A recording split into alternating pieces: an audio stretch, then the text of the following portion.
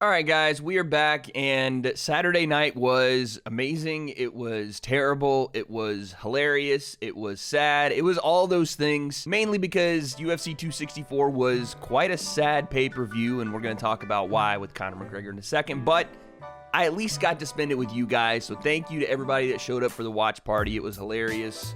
I had a fun time. I'm still feeling the effects, as you can see with my raccoon eyes, but I want to make sure I thank you guys. It's always fun in the live streams. You guys make this channel what it is. And now let's talk about the very sad and disappointing, and that is UFC 264. Conor McGregor, Dustin Poirier, the trilogy fight, the one to end all trilogies. This is finally going to settle things. The beef's going to be over. We can return to some sense of normalcy in the UFC scene. And then Conor McGregor's ankle was like, you know what, all this fighting stuff, it's not really for me. I'm going to go ahead and turn into a lawn chair and fold right up. So let's get into this thing. Dustin Poirier, Conor McGregor 3, the breakdown. Let's go. So listen, coming into the fight, there were some red flags as to how this thing was going to go. Conor had talked about the only fights he considers wins and losses for are knockouts, and that would make him 19-1. And when Conor started talking like that, that was a red flag to be like, wait a second. What kind of mindset is this guy in? Then you hear him talking about how Dustin mistaked his kindness for weakness and how he's leaving on the stretcher. A lot of this stuff, what it seemed like with Conor coming into the fight was psyching himself into a war that maybe he just was detached from a little bit. What I mean by that is we start the fight and Conor McGregor, listen, he said that he was going to come with more tools in this fight, and he did. What we said about Conor, he gave us. You know, we said we want the bladed stance. He came back with the bladed stance. It was almost more Eddie Alvarez 2 stance, but he came back with it.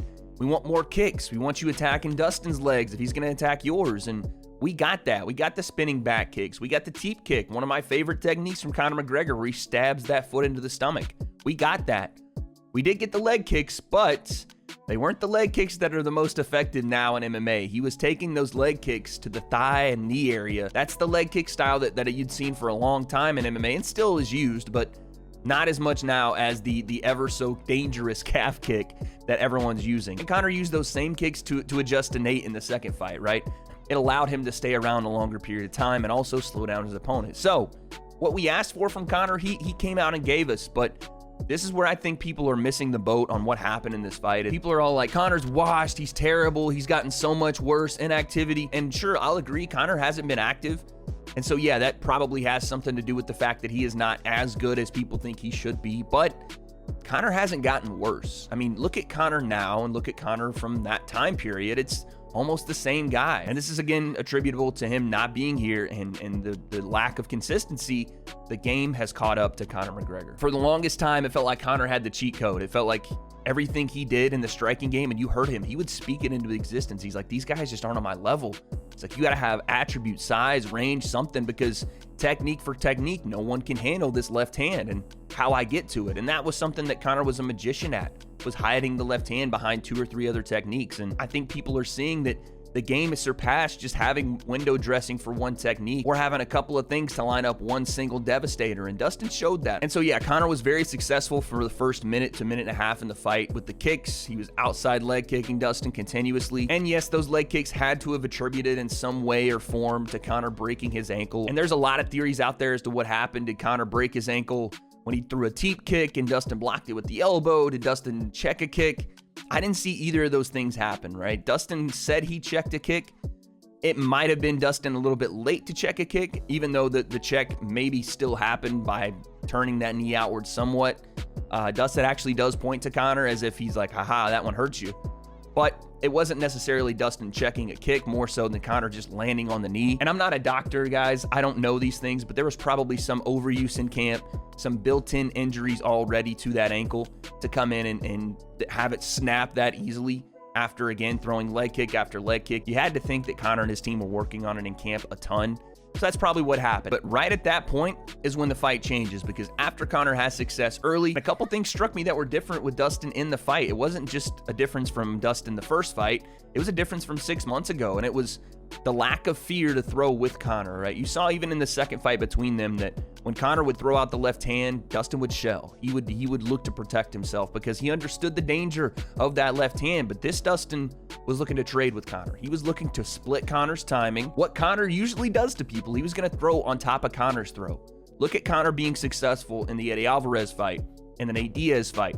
he throws on top of your power shot, and he does so by sliding out of the way just enough and being there to stick you. What Dustin did this fight was, instead of shelling and sliding away from the left hand, he met it with a left hand of his own. Head movement off the center line. Like we said, Dustin needed to get his head off the center line. And he throwing straight left hands down the pipe on Conor. And he started to really overwhelm Conor with all that forward movement, because I don't think Conor's used to people countering him on top of his shot, something that he does well. It's an old adage in the fight game. Your biggest weapon sometimes is your biggest weakness. And for Conor, that's a straight left hand down the pipe. Dustin meeting that with a straight left hand of his own. Who gets there first? Dustin did. Dustin's piecing him at that point. Dustin's starting to throw the combinations. The uppercuts are there. He can't step back, create space, and line up that left hand because Dustin is continuing to pour it on. And so Conor actually clinches Dustin. And I know he talked about the first one to shoot as a bitch and all this. And yeah, you know, he clinched up when the fire was raining down. Make what you will about that. Conor from here goes for a guillotine. And again, you know, he doesn't count submission wins in his book, but it's a great technique. And he almost has Dustin in this guillotine. It's closer than I think a lot of people realized. But two things were working against Conor, and the same thing that was helping Conor get this guillotine was also going to hurt him in the long run, is that Conor couldn't get that left leg over Dustin to keep him from passing to the fence side. They're both on the fence. It's good for Conor because it's hard for Dustin to pass all the way over, but it's bad for Conor because he can't get that left leg across Dustin's body and not allow him to pass. Conor has it tight for a second. Dustin pops out, and this is where the defining moments of the fight happen, because Dustin and Conor, for a little bit, Conor is raining some elbows from the bottom. Dustin is throwing down some hammers from the top, elbow after elbow, and I know Conor put out the message that the ground and pound did no damage, and maybe it didn't aesthetically do any damage, but those elbows were absolutely landing. I don't know how many I counted, probably 7 or 8 from the top. It was no doubt at that point that Dustin had taken control of the fight and had done so in a way that was handily winning this first round. You know, what happens if it goes into the second and the third and the fourth and fifth rounds? Let's be honest. Conor's best rounds are his early rounds. He might have had a better and more successful second round, but general consensus was, as that fight keeps going, Dustin's going to get better and better. As they stand up, we get another exchange, and this is right as the ankle folds in half like an omelet. Conor throws a straight left hand, and this is, again, Dustin moving his head off the center line. Southpaw, southpaw. Dustin moves that head. Conor misses, and as he goes to plant that weight back on the back leg, you do see the ankle fold in half, and that was tough to watch. That was really tough to watch because it's Conor McGregor, right? It's the guy that brought so many eyes to the sport. It's the guy that made MMA what it is today and why people do watch it. Say what you will about Conor if you don't like him, and I'm going to talk about why I'm super disappointed with him in a second, but the guy is, for all intents and purposes, the reason guys like me got into this sport. But damn it, let's talk about what happened after the fight. So Conor loses by doctor stoppage, TKO. And obviously, you know, it's heartbreaking to see him there on the canvas, but then he almost makes you feel bad for feeling bad. He almost makes you feel bad for being a fan of his by what he does next. Dustin is doing his Octagon interview, and you can see Conor over there and you can see him talking, but you can't really hear what he's saying. And Dustin's talking about how, you know, the things that Conor said about killing him, and Conor did say he was gonna kill him.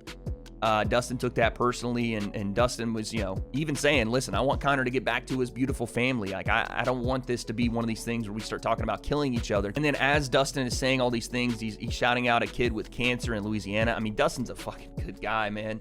Like, what do you say about Dustin Poirier other than he's a fucking good guy? The guy's a class act. I don't know how you can't be a fan of him. But then we go the other way, and Conor is on the ground, and Joe Rogan, I hate that they fucking do these interviews with guys.